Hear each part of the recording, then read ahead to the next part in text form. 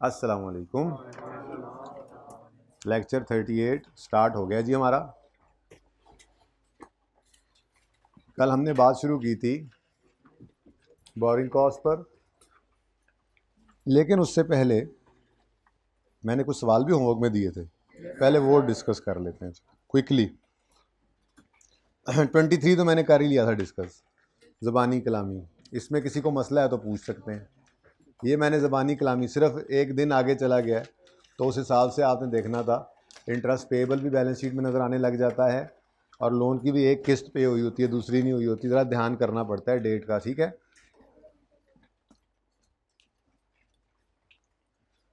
मशवरा मेरे को ले लो, कोई ENT चेक करा लो। अच्छा जी, नंबर 24 करवा दूं? अच्छा जी, 24। मिस्टर तैमूर ऑब्टेन्ड आ लोन। बेटा आप चुप हो जाएं यार, अब असगर किधर हैं, देखना शुरू कर दें यार, कि इसी तरह से कोई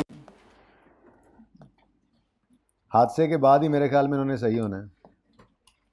इस ऐसे हादसे के बाद, जैसे हादसा पीछे हुआ है इस वक्त। जी, Taimur obtained loan amounting to 150 million from Faisal bank on 1 April 15। It carries markup at 13% per annum. Loan is repayable in quarterly installments of 15 million each starting from 30 June 2015 along with interest. ठीक है जी। अब 15-15 मिलियन की 10 installments हैं, 10 installments ही बनेगी ना। 150 million का loan है, और हर इंस्टॉलमेंट अगर 15 मिलियन की है तो कितनी इंस्टॉलमेंट्स होंगी? 10। और हर क्वार्टर में एक इंस्टॉलमेंट पे होनी है, तो फिर इसका मतलब हर साल में कितनी होंगी? 4, क्योंकि हर साल में 4 क्वार्टर्स होते हैं। तो इसका मतलब अगर ये 10 क्वार्टरली पेमेंट्स वाला लोन है तो 2.5 साल का हो गया। 2.5 साल ही बनते हैं ना, एक साल में 4 क्वार्टर, 2 साल में 8, तो 10 क्वार्टर फिर 2.5 साल में बन गए। ठीक है, अच्छा जी। शुक्र है आप लोग आ गए, ज़्यादातर बच्चे आ गए। बड़ा इंपॉर्टेंट लेक्चर था आज, बोरिंग कॉस्ट की आज बुनियाद पड़ जानी थी।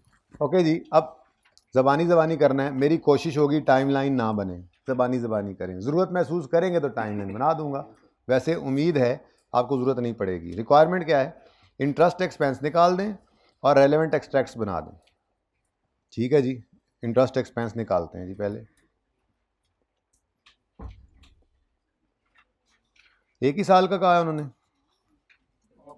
मैंने 2 कह दिए थे। चलो एक तो करें ना, फिर टाइम ज़्यादा लग गया तो फिर दूसरा आप कर लेंगे, ना ज़्यादा लगा तो फिर दूसरा भी करा देता हूँ जी।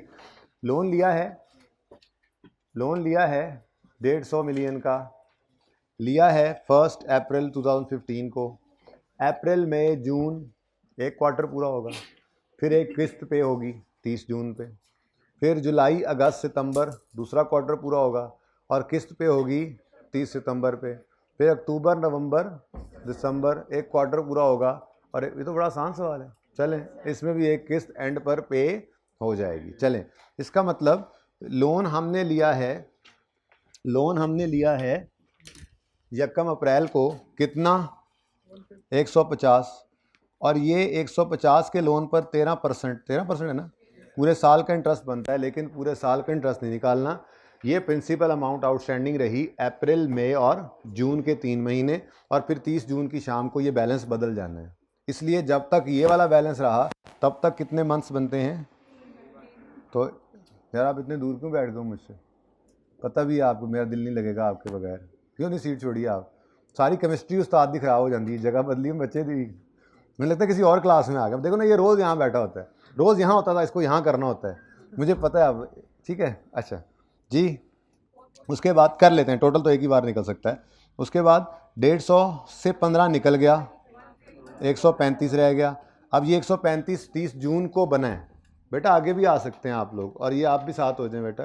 ये वाली जो आपकी रो, हाँ बेटा ये पिलर वाली रो जगह बना के रखा करें बेटा। कोई बात नहीं बेटा, अगर आपने भी जगह बना ली है तो कोई ऐसा मसला नहीं है जी। 135 किस दिन हो गया? 30 जून की शाम को। अब जुलाई अगस्त सितंबर के 3 महीने 135 आउटस्टैंडिंग रहा, तो 135 पर 13%, लेकिन ये एनुअल रेट है, 3/12 कर दो। फिर 30 सितंबर की शाम को एक और पेमेंट हुई और बैलेंस रह गया 120। ये 120 13%, 3/12 120 आउटस्टैंडिंग रहा था, ठीक है। उसके बाद 31 दिसंबर की शाम को एक और पेमेंट होगी। ये एक पहली पेमेंट हुई 30 जून पे, दूसरी हुई 30 सितंबर पे, और तीसरी पेमेंट भी हो जानी है 31 दिसंबर पर। इसलिए लोन हमारा 120 नहीं बचा हुआ, लोन हमारा 105 का बचेगा। मैंने कहा बैलेंस शीट के हिसाब से बता दूं, ठीक है। तो यहाँ से आपका इंटरेस्ट एक्सपेंस निकल आएगा 2000 फॉर द ईयर एंडेड 31 दिसंबर 2015। जी कितना निकल रहा है टोटली बता दो मुझे। 13.17 होता है। अच्छा ठीक है जी, ये आप अलग अलग निकाल सकते हैं, मुझे पता है कैलकुलेटर ने निकालना है, अगर आपने निकालना तो ये भी ना निकाल सकते। आगे बढ़ते हैं। रिक्वायरमेंट बी क्या थी? एक्सट्रैक्ट्स बना दो फाइनेंशियल स्टेटमेंट्स के। तो प्रॉफिट एंड लॉस अकाउंट बनाते हैं और एक्सट्रैक्ट्स। फिलहाल मैं गुजारा चला रहा हूँ सिर्फ 2015 से। 2015 की प्रॉफिट एंड लॉस के अंदर क्या नज़र आएगा आपको? इंटरेस्ट एक्सपेंस नज़र आएगा। और ये हमें कैलकुलेट करने की ज़रूरत नहीं है, रिक्वायरमेंट ए में कैलकुलेट किया था हमने 13.17, ठीक है जी। उसके बाद बैलेंस शीट की बात करें तो बैलेंस शीट के अंदर लोन नज़र आएगा, लेकिन बैलेंस शीट के अंदर इंटरेस्ट पेएबल आज इस सवाल में नज़र नहीं आएगा। आ सकता था इसी सवाल के अंदर भी इंटरेस्ट पेएबल, अगर सिर्फ वो एक डेट बदलता। वो यहाँ पर यूँ कह देता quarterly instalments are payable starting from 1 July 15, तो गड़बड़ हो गई थी। कैसे? अप्रैल मई जून की किस्त और इंटरेस्ट 1 जुलाई की सुबह, जुलाई अगस्त सितंबर की इंस्टॉलमेंट जो है रेंटल और उसका इंटरेस्ट 1 अक्टूबर को, अक्टूबर नवंबर दिसंबर 1 जनवरी को। इसका मतलब 31 दिसंबर पर ना तो वो किस्त पे होनी थी ना उसका इंटरेस्ट पे होना था, तो बैलेंस शीट में पेएबल भी आना था और लोन भी 120 पे पड़ा होना था, ठीक है ना। लेकिन आसानी थी सवाल के अंदर, तो सवाल पढ़ के हम उस हिसाब से कर लिया करते हैं, कोई ऐसी रॉकेट साइंस नहीं है। तो बैलेंस शीट के अंदर, लेकिन ये चूंकि 31 दिसंबर 15 की शाम को जब आप खड़े होंगे तो 105 का जो लोन है, ये सारे का सारा 105 का लोन ये 16 के साल में पे ऑफ नहीं हो जाना। 105 के लोन में से 4 किस्तें पे होनी है ना, हर किस्त 15-15 की, तो 60 मिलियन का लोन अगले साल में पे होना है और बाकी का अगले साल में भी पे नहीं होना, वो उससे अगले साल में जाना है। तो करंट नॉन करंट अलग करना था हमने, ठीक है। तो नॉन करंट लायबिलिटी में लॉन्ग टर्म लोन है, ठीक है, और करंट लायबिलिटीज में करंट मैच्योरिटी या current portion of long term loan है। अब यहाँ पे ज़बानी चल रहा है, आज टाइम लाइन नहीं बना रहे हम, टाइम ज़ाया होता है, ठीक है। 31 दिसंबर, पहले तो डिसाइड कर लें 31 दिसंबर 15 की शाम को कितना लोन हमारे ऊपर अभी पड़ा हुआ है, क्योंकि हमने इस साल में 3 किस्तें पे की हैं, 30 जून, 30 सितंबर, 31 दिसंबर। 150 का लोन था, 15-15 मिलियन की 3 किस्तें पे की, तो लॉन्ग टर्म लोन कितना बचा पड़ा है ये यहाँ पे लिख लेंगे हम, टोटल इतनी लायबिलिटी है, ठीक है। लेकिन 31 दिसंबर 15 की शाम पे खड़े होकर हम क्या फोर्सी कर रहे हैं कि 31 दिसंबर 16 से पहले 4 और किस्तें पे होंगी। कब कब? 31 मार्च, 30 जून, 30 सितंबर, 31 दिसंबर। 16 की बात की है ये सारी। तो 16 के साल में कितनी किस्तें पे होंगी? 4। हर किस्त कितनी है? 15। तो 4 किस्तें बन गई 60। लेकिन यहाँ पे वर्किंग शो कर देते हैं एग्जामिनर को, 15 × 4 कितना? 60। अब ये 60 अगर करंट है तो टोटल में से इसको माइनस कर दो, बाकी क्या है? 45 नॉन करंट। क्योंकि लोन ख़त्म हो रहा है इसलिए मैं दूसरा साल भी कर ही देता हूँ। अच्छा जी, अब अगर इंटरेस्ट एक्सपेंस की बात करें तो चेंज होगा ना। अगर मैं 31 दिसंबर 2016 का इंटरेस्ट एक्सपेंस निकालूं तो मुझे बताएं कितना लोन आउटस्टैंडिंग था पिछले रात को, 31 दिसंबर 15 की रात को कितना लोन आउटस्टैंडिंग था? 105, अभी तो बताया। तो 1 जनवरी 16 पर भी यही आउटस्टैंडिंग है। अब ये 105 का लोन आउटस्टैंडिंग रहा जनवरी, फरवरी, मार्च 16 के साल में पहले 3 महीने। तो इंटरेस्ट निकला पहले 3 महीनों का जितना भी निकला, उसके बाद 31 मार्च पे 15 मिलियन पे हो गया, बचा 90। ये आउटस्टैंडिंग रहा, फिर अप्रैल मई जून, फिर एक किस्त पे हुई 15 की तो बचा ये, फिर रहा जुलाई अगस्त और सितंबर आउटस्टैंडिंग, फिर 30 सितंबर को 15 मिलियन पे हुआ। मैं चाहता तो टाइमलाइन बनाता, आपको बहुत ही क्लियर समझ आता, समझ अभी भी आ रहा है, थोड़ा सा दिमाग को लगाना पड़ रहा है, जिससे आप लोग बहुत घबराते हैं। लगाएं, टाइम बचाना है हमने, ठीक है। समझ ना आए तो फिर मुझे बताएं, मैं कर देता हूँ एक्सप्लेन, किसी को भी समझ ना आए तो। जी कितना बचा 60, ये आउटस्टैंडिंग रहा अक्टूबर नवंबर और दिसंबर। ये कौन से 3 महीनों का इंटरेस्ट? अप्रैल मई जून जुलाई अगस्त सितंबर 15, अक्टूबर नवंबर दिसंबर 15, और ये पूरा साल 15। ये कौन से 3 महीनों का इंटरेस्ट? जनवरी फरवरी मार्च 16, अप्रैल मई जून 16, जुलाई अगस्त सितंबर 16। तो डायरेक्ट निकाले ना जब समझ आ रही है तो। और पूरे साल का इंटरेस्ट ये 10.735 है। अच्छा अच्छा अच्छा अच्छा। अब 16 का साल देखें, IS 1 ये कहता है पहले 16 के साथ कंपैरेटिव 15 बाद में हो, तो सही प्रेजेंटेशन तो यही है। तो कोशिश किया करें, इसी को फॉलो करें। खुदा ना खास्ता कभी दूसरा कर दें तो मेरा नहीं ख्याल कि फेल ही कर देगा आपको, लेकिन बहरहाल जो चीज़ सही है वो बता तो होनी चाहिए। तो ऐसे ही करना, जब सिखाया भी ऐसे ही जाता है। तो रिक्वायरमेंट तो नहीं थी, खैर मैंने बना दी थी। तो रिक्वायरमेंट ए में ही हमारे पास इंटरेस्ट एक्सपेंस निकला। सर नेगेटिव साइन लगा लें भाई, एक्सपेंस लिखा तो हुआ है, काफ़ी होता है वैसे, लेकिन चलें, अब आप भी तो आप हैं। डन जी। उसके बाद अब सबसे पहले 31 दिसंबर 16 पे ला के खुद को खड़ा करो। जो 105 का लोन था पिछले साल के एंड पे, इस साल उसमें से 60 पे हो गया, कितना बचा? वैसे भी पिछले साल के अंदर ही हमें ये पता लग गया था कि 45 तो अगले साल में भी लोन ही होना है। अगर ये 45 अगले साल में लोन ना होता तो क्या इधर आता? नॉन करंट का मतलब ही क्या है? जो अगले 12 महीने 31-15 पे खड़े होकर कह रहे हैं ये अगले 12 महीने में, यानी 16 के साल में इतना पे हो जाना है। देखो पे भी हुआ है, और इतना अगले साल में 16 में भी पे नहीं होना, तो इसका मतलब अगले साल में ये लायबिलिटी है। तो जब क्लोजिंग डेट पर आए मेरे पास स्टिल 45 का लोन था। अब करंट पोर्शन की अगर बात करें तो इस साल में भी 4 किस्तें पे होंगी, 4 बची नहीं, 4 बची नहीं। अब ये ध्यान भी रखना है, ठीक है। टोटल कितनी किस्तें थी? 10। कितनी किस्तें थी? 10। 3 किस्तें पे हुई 15 में, 4 किस्तें पे हो गई 16 में, 7 हो गई, तो बाकी कितनी? तो ये 3 किस्तें पे होंगी, 45 आएगा, और 45 में से 45 जाएगा तो कख नहीं बचना, ठीक है। कख समझते हैं? ओके। पश्तो में क्या कहते हैं? कख, सम ना बचा, सोम और वट एवर।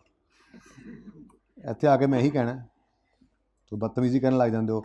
पश्तो भी हमारी ये उर्दू, पंजाब, उर्दू तो खैर उर्दू ही है, पंजाबी सराइकी, ये हर इलाके की चेंज होती जाती हैं थोड़े थोड़े फासले से। पश्तो भी ऐसे ही है, कोई कहता है केना तो कोई कहता है चेना, मेरे जैसा परेशान। अच्छा,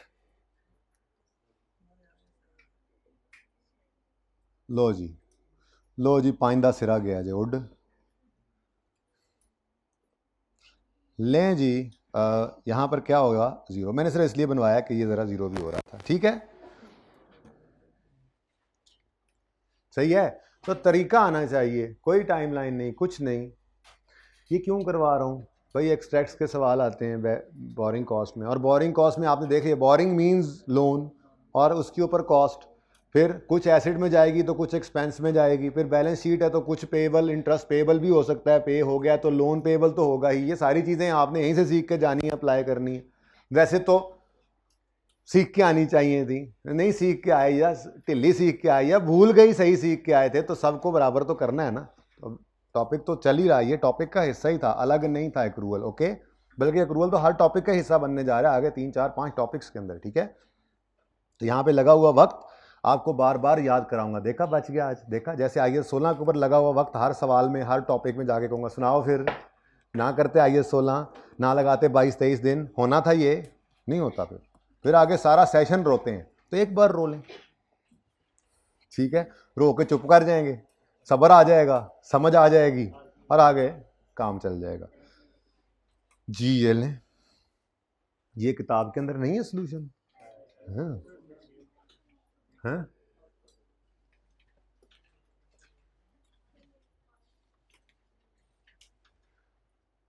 भाई, कोई इनकी दोनों की गारंटी देता है? पठानों आप ही बता दो यार, पठान ही दे दे पठान की गारंटी। किसकी तुम देते हो गारंटी असगर? इसकी दे लोगे, उसकी नहीं दोगे? तुम आ जाओ भाई, तुम्हारी गारंटी मैं दूंगा, तुम आ जाओ। जिसकी कोई गारंटी नहीं देगा, मेरा बच्चा है, मैं उसकी गारंटी ला, आ जाओ, मैं हूँ ना, मैं हूँ, आ जाओ आ जाओ, कम ऑन कॉमन कॉमन। जगह बनाओ इसके लिए, इनको बिठाना अलग है। जिस दिन ये इकट्ठे नजर आए उस दिन मैं पक्का पक्का इन्हें फारिग कर दूंगा। आ जाओ।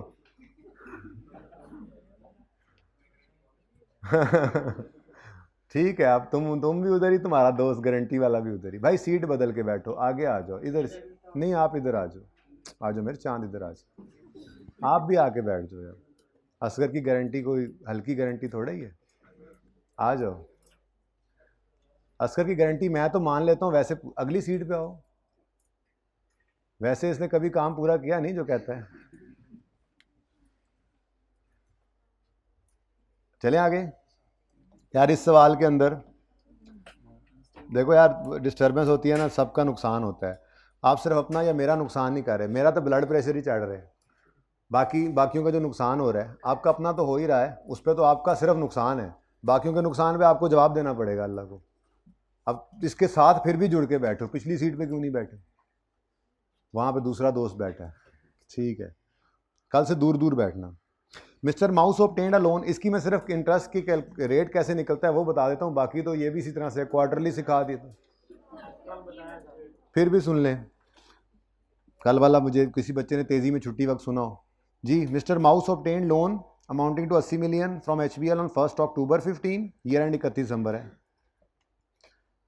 इट कैरीज इंटरेस्ट एट 0.25 पर 1000 पर डे।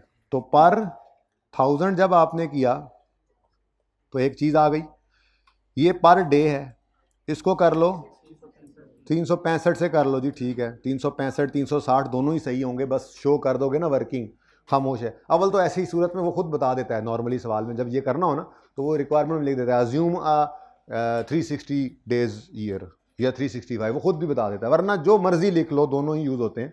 इससे जो भी आंसर आएगा, वैसे कितना आता है? नहीं, इसका आंसर क्या आता है? इसका आंसर क्या आता है? 0.09125। मैं ये कहना चाह रहा हूँ कि उसको 100 से मल्टीप्लाई कर लेना ताकि आपका 9.125% आ जाए, ठीक है ना। 100 से, या तो यहाँ पे 100 से मल्टीप्लाई किया होता फिर आप 9 पॉइंट समथिंग बताते। बच्चे को मैं कह दूँ यहाँ पे लिख दूँ 9.15, अब वो कुछ बच्चे घर पे यही लगे रहे, इसका आंसर तो 0.09 आता है, सर ने कैसे 9.15 लिख दिया? तो खुद देखा करो ना, या तो 100 से मल्टीप्लाई यहीं करवा दो जी। डन। हेलमेट सेट कर लूँ मैं, पाउंसर ही ना लग जाए, बारिश हो रही है उधर।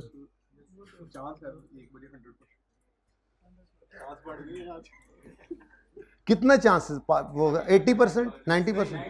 1 बजे से लेकर 6 बजे तक लगातार बारिश है। उसके बाद तो यार उनका ग्राउंड बड़ा अच्छा है यार, साफ बड़ी जल्दी हो जाता है, क्योंकि श्रीलंका ने भी अखीरी गंद की है, असी कल्ले नहीं। अच्छा एवें रोले पा के तुसी पहुंच जाओ इंग्लैंड को हार जाओ, मजे। ये हो जाएगा सवाल। अब इसमें क्या करोगे? हर मंथ के बाद इंस्टॉलमेंट्स, तो हर मंथ पे बैलेंस चेंज होना है। 80 मिलियन का लोन था, 10 की इंस्टॉलमेंट पे हुई होगी स्टार्टिंग फ्रॉम 1 नवंबर। ये खतरा हो जाता है। खतरा क्या है कि आपका अक्टूबर के महीने के एंड पे किस्त पे हो तो उसके साथ ही इंटरेस्ट भी पे हो तो टेंशन नहीं है, लेकिन अगर यही यकम अगले महीने की यकम हो जाए तो फिर देखना पड़ता है आखिरी 6 महीने हैं या आखिरी पूरा साल है तो सारा इंटरेस्ट अगले साल पे जा रहा होगा तो पेएबल आएगा। अगर सेमी एनुअल है तो आखिरी वाले 6 महीने का इंटरेस्ट आपके साल में नहीं पे हो रहा होगा, अगले साल के पहले दिन जा रहा होगा तो वो पेएबल। अगर क्वार्टरली है तो आखिरी क्वार्टर का इंटरेस्ट जो है वो आपके इस साल के अंदर पे नहीं हो रहा होगा, अगले साल के पहले दिन पे हो रहा होगा तो पेएबल आएगा। मंथली भी है तो आखिरी महीने का इंटरेस्ट इस महीने के इस साल के एंड में पे नहीं होगा तो अगले साल के पहले दिन जाएगा तो वो पेएबल बनेगा। तो इसलिए ध्यान रखना पड़ता है ऐसे सवालों में। खैर, आपने 80 का लोन लिया, 80 आउटस्टैंडिंग रहा अक्टूबर में, ये रेट लगाओगे। ये रेट हमने एनुअल कर लिया है, पर डे नहीं किया। इंटू 30 करते तो पर मंथ आ जाता, वही यूज करते, लेकिन हर बार नई चीज नहीं किया करते हम। तरतीब है अपनी, इंटरेस्ट बाय डिफॉल्ट एनुअल होता है, हमें आदत है इंटरेस्ट रेट लगा के मंथ्स गिन के कैलकुलेट करने की इंटरेस्ट, तो हमने इसी को ही एनुअल कर लिया इंटू 365 करके। ये एनुअल है, पर एनम है, तो इंटरेस्ट रेट पर एनम लगा तो पूरे साल का इंटरेस्ट आएगा, तो 1/12 करोगे। फिर 80 से 70 करोगे, नवंबर के महीने के लिए 70, फिर दिसंबर के महीने के लिए भी एक कम करके 60 पे एक एक महीने का इंटरेस्ट निकालोगे। इंटरेस्ट पेएबल आखिरी दिसंबर वाले महीने का भी बैलेंस शीट में आएगा, आपकी सोल्यूशन में होगा, ठीक है। और लोन जो है 80 मिलियन में से 10 नहीं, 2 किस्तें पे हुई, 2 पे हुई तो 20 निकल के रह गए 60, ठीक है। वो ये तो सारी करंट लायबिलिटी है, यानी नॉन करंट है ही नहीं, सारा अगले 1 साल में। चलें जी, हो जाएगा। कोई क्वेश्चन को मसला है तो बता दें, मैं ये सवाल भी करवा देता हूं।